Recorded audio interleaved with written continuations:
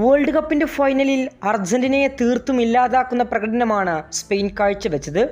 അവർ അർജന്റീനക്കുമേൽ സർവാധിപത്യം പുലർത്തിക്കൊണ്ടു തന്നെ കിരീടം നേടുകയും ചെയ്തു. നിലവിലെ ലോക ചാമ്പ്യന്മാരെന്ന പരിഗണന പോലും അർജന്റീനയ്ക്ക് ലഭിച്ചിരുന്നില്ല. കാരണം സ്പെയിൻ്റെ സർവാധിപത്യമാണ് മത്സരത്തിലുടനീളം കണ്ടത്.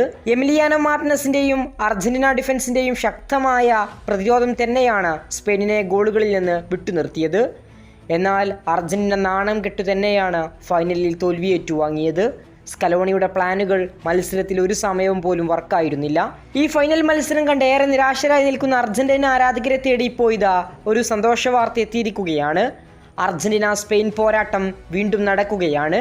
ഈ വർഷം മാർച്ചിൽ നടക്കാനിരുന്ന സ്പെയിൻ അർജന്റീന ഫൈനലിസിമ മത്സരം ഈ വർഷം നവംബറിൽ നടത്താനുള്ള ശ്രമങ്ങൾ വീണ്ടും സജീവമായി നടത്തുന്നതായി പ്രമുഖ മാധ്യമമായ ESPN റിപ്പോർട്ട് ചെയ്യുന്നു. ആദ്യം ഈ മത്സരം 2026 മാർച്ചിൽ ഖത്തറിലെ ലുസൈലിൽ വെച്ച് നടത്താനായിരുന്നു തീരുമാനിച്ചിരുന്നത്.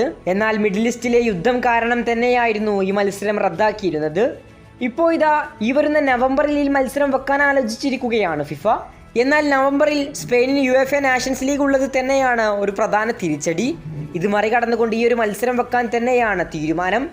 ഇങ്ങനെയെങ്കിൽ വീണ്ടും ഫുട്ബോൾ ലോകം കാത്തിരുന്ന സ്പെയിൻ അർജന്റീന പോരാട്ടത്തിന് നമ്മൾ സാക്ഷിയാകും.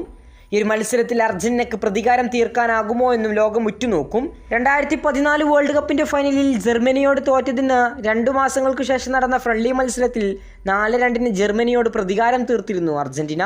അതുപോലെ തന്നെയായിരുന്നു 2010 സ്പെയിൻ ലോക ചാമ്പ്യന്മാരായി കൃത്യം 2 മാസങ്ങൾക്ക് ശേഷം മെസ്സി മാജിക്കിൽ അർജന്റീന സ്പെയിനെ 4-1 തകർത്തിരുന്നു. ഈ മത്സരത്തിൽ അർജന്റീനയ്ക്ക് പ്രതികാരം തീർക്കാനാകുമോ?